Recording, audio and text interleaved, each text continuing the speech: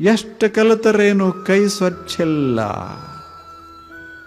ಏನೂ ಕಲಿಯದ ಮನುಷ್ಯ ಒಂದಿಷ್ಟು ಏನರ ಇನ್ನೊಬ್ಬರದು ಕದಿಬೇಕಾದ್ರೆ ಏನು ಕದೀತಾನೆ? ಒಂದು ಹೊಲಕ್ಕೆ ಹೋಗುವಾಗ ಬಹಳ ಆದರೆ ಒಂದು ಸೌತಿಕಾಯಿಗೆ ಏನಂತೀರಿ?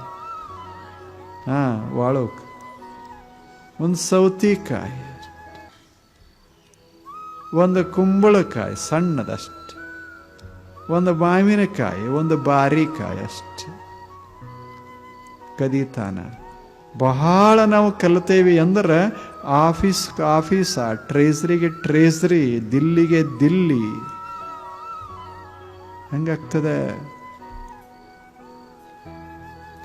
ಕೈಯ ಹೊಲಸದ ತಲೆ ಚಲೋ ಅದ, ಏನ್ ಮಾಡೋದು?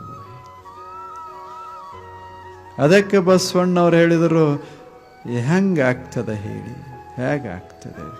100 ಓದ್ಯಾನ, 100 ಕೇಳ್ಯಾನ, 100 वाचलेला आहे, 100 पुस्तक वाचलेलं आहे, 100 ऐकलेलं आहे, तरी काय करायचं?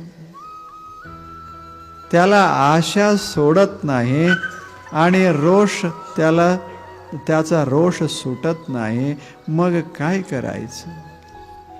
त्याचा उपयोग काय होणार?